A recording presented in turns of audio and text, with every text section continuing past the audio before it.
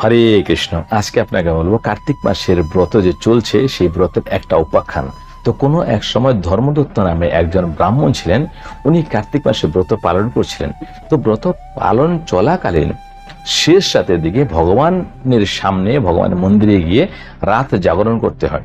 তো সেই ব্রাহ্মণ কি করেছিল, একদিন শেষ রাতে অর্থাৎ এক প্রহর বাকি ছিল, তখন পূজার সমস্ত জিনিস নিয়ে উনি সেই মন্দিরের দিকে যাচ্ছিলেন। রাস্তার মধ্যে হঠাৎ দেখলো একটা রাক্ষস রূপধারী বিশাল একটা মানে প্রেতের মতো আসতেছে। চোখগুলো বেশ বড় বড় লাল লাল আর উলঙ্গ অবস্থা এবং ভয়ানক শব্দ করতে করতে আসছে ঘর ঘর। সে দেখে ভয় পেয়ে যায় ব্রাহ্মণ। সেই জন্য যে পূজার থালা যে সাজানো ছিল তার মধ্যে ফুল, জল, তুলসী পাতা এই সমস্ত কিছু ছিল পুজোর জন্য। তো সেটাই উনি অত্যাধিক ক্রোধবশ হয়ে একদম সেই প্রেতাত্মার উপরে ছুঁড়ে ফেলে দেয়।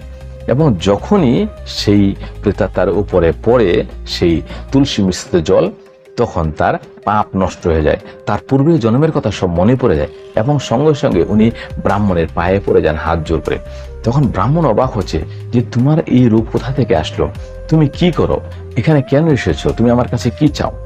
আমার নমস্কার স্বীকার করুন, আপনি আমাকে উদ্ধার করেছেন, আমার সমস্ত পাপ বিনষ্ট হয়েছে। আপনার হাতে যে তুলসী মিশ্রিত জল ছিল সেই জলে ছিটা মাত্র। আর আমার পূর্বজন্মের কাহিনী আপনাকে বলছি, আপনি শুনুন। আপনি তো আমার জন্য একজন নৌকার সমান, আপনি আমাকে পাপ থেকে মুক্ত করেছেন। তখন সে বলল যে পূর্বজন্মে আমি একটা ব্রাহ্মণের স্ত্রী ছিলাম। আমার বাড়ি ছিল সৌরাষ্ট্রনগরে এবং আমার স্বামীর নাম ছিল ভিক্ষু। আমি স্বামীর কথা কোনো সময় মানতাম না। তো স্বামীকে সবসময় উদ্বিগ্নের মধ্যে ফেলে রাখতাম এবং স্বামীর আজ্ঞা কোনো সময় পালন করতাম না। স্বামীর সাথে কোনো রকম ভালো ব্যবহার করতাম না, মিষ্টি কথা বলতাম না। আর সব সময় কিছু না কিছু নিয়ে আমি কলহ করতে থাকতাম। আমার এটা খুবই অত্যাধিক প্রিয় ছিল এবং ভালো মন্দ বানাতাম, সেটা আমি নিজেই খেতাম, স্বামীকে দিতাম না, তা থেকে কিছু দিতাম না। তারপরে স্বামী আমার জন্য এতটাই উদ্বিগ্ন ছিল এবং উনি সিদ্ধান্ত নিয়ে নেয় যে আবার দ্বিতীয় বিয়ে করবে। যখন আমাকে বলল যে আমি আরেকটা বিয়ে করব, তখন আমি ওর সাথে রাগ করে অভিমান করে তাকে দোষী বানিয়ে আমি বিষ খেয়ে প্রাণত্যাগ করে দিই। তো প্রাণত্যাগ করার পরে যমরাজের দূতরা গেল আমাকে আনতে, গিয়ে আমাকে শিকল দিয়ে বেঁধে মারতে মারতে নিয়ে আসলো যমরাজের সামনে। চিত্রগুপ্তকে জিজ্ঞাসা করলেন যমরাজ যে দেখো তো চিত্রগুপ্ত, এই কি কি শুভ কাজ করেছে, কি কি অশুভ কাজ করেছে, ও কোন কর্মের ফল এখন পাবে? তখন চিত্রগুপ্ত আমার জন্মের খাতা খুলে দেখছে যে আমার জীবনে আমি কোনো ভালো কাজ করিনি। তখন চিত্রগুপ্ত বললে যেহেতু জীবনে কোনো ভালো কাজই করেনি, একমাত্র ধার্মিক স্বামী ছিল, তাকেও সবসময় অপমান করতো, অবহেলা করতো, ভালো মন্দ নিজে বানিয়ে খেত, স্বামীকে কিছু দিত না, সবসময় কলহ করত এবং স্বামীর কোনো আজ্ঞা পালন করতো না।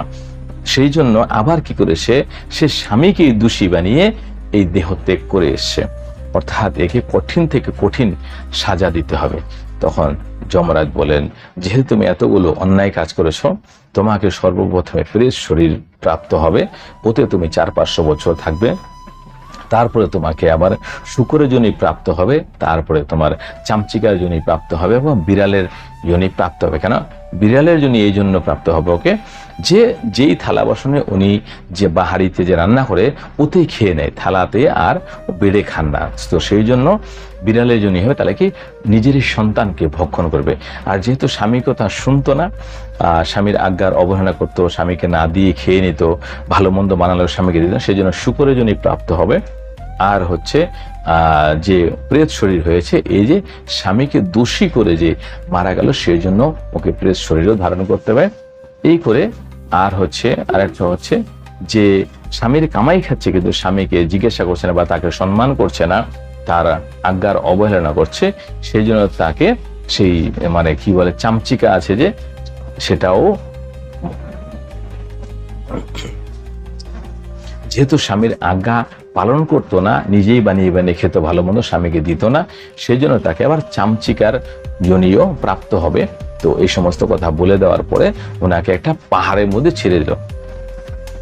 এই সমস্ত কিছু কথা বলার পরে যমরাজের দূতেরা এনে তাকে এনে একটা পাহাড়ের মধ্যে ছেড়ে দিল।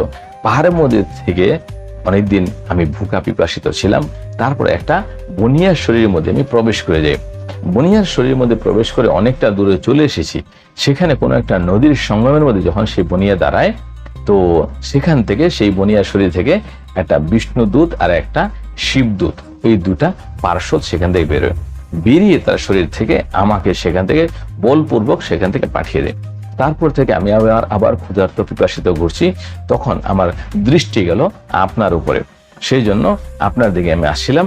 আমি জানতাম আপনি আমাকে রক্ষা করতে পারেন, যেহেতু আপনি একজন ব্রাহ্মণ এবং ভগবানের মন্দিরে যাচ্ছেন। এই কথা শুনে ব্রাহ্মণের মনের মধ্যে করুণা আসলো, দয়া আসলো, যে ঠিক আছে সে তো বুঝলাম, কিন্তু মানুষ জপ করে, তপ করে, যজ্ঞ করে, দান করে, সবকিছু তীর্থযাত্রা করেও মুক্তি পেতে পারে, পাপকে বিনষ্ট করতে পারে, কিন্তু এই সময় তো তুমি যেই দেহে আছো, এই দেহে তো তোমার কোন রকম কিছু করার অধিকার নেই। তখন সে ব্রাহ্মণ বলছে যে আমি তোমাকে যদি উদ্ধার না করি তাহলে আমার মনেও শান্তি আসবে না। সেজন্য আমার জীবনে আমি যতগুলো কার্তিক মাসে ব্রত করেছি তার অর্ধেক পুণ্য আমি তোমাকে দান করে তোমাকে উদ্ধার করতে পারি। এই কথা বলে সেই দ্বাদশ অক্ষর মন্ত্র জপ করে তুলসী মিশ্রিত জল দিয়ে তাকে অভিষেক করালো। তখন সঙ্গে সঙ্গে দেখছে সেই রাক্ষস দেহ বা প্রেতের দেহ পড়ে গেল সেখানে, আর সেখান থেকে দিব্য একটা লক্ষ্মী রূপের মতো একটা নারী হলো। দিব্য নারী সে ব্রাহ্মণের পায়ে পড়ে প্রণাম করলেন এবং গল্প করছেন যে আপনি আমাকে এই 3 জনি থেকে রক্ষা করেছেন, এই নরক থেকে রক্ষা করেছেন, এই পাপের জনি থেকে রক্ষা করেছেন। এই কথোপকথন চলছিল, তখনই ব্রাহ্মণ তাকে দেখে উপর থেকে মনের গতিবেগে একটা বিমান আসছে। সেই বিমানের মধ্যে বিষ্ণু দূতেরা সব আছে এবং সেই নারীকে সেই বিমানের মধ্যে তুলল। এবং তখন ব্রাহ্মণ আশ্চর্য হয়ে হাত জোর করে আছে এবং সেই বিষ্ণুর পার্শ্বদের সাষ্টাঙ্গ প্রণাম করলেন। সাষ্টাঙ্গ প্রণাম করার পরে যেই পার্শ্বদ দুটো ছিল, ওনাদের নাম ছিল একজনের সুশীল, একজনের নাম পুণ্যশীল। ওই দুজনে ওনাকে আবার তোলার পরে বলছে তুমি চিন্তা করো না, তোমার মন করুণাতে ভরা, তুমি প্রচুর দয়াবান, তুমি অবশ্যই বিষ্ণুলোকে প্রাপ্ত হবে, কিন্তু তার আগে তুমি কর্মগুলো চালিয়ে যাও, এইভাবেই চালিয়ে যাও, এবং এই তোমার দেহ শেষ হওয়ার পরে তোমার 2 স্ত্রীর সাথেই তোমার বৈকুণ্ঠে স্থান হবে। এই কথা বলে তারা চলে গেলেন এবং ব্রাহ্মণ তখন আবার সেই নিজের কাজে যুক্ত ছিল। এই কার্তিক মাসের ব্রত আর যে তুলসী মিশ্রিত জল বা তুলসী পাতার যে কি মহত্ব, এগুলো আপনি এই মাসে বুঝতে পারবেন।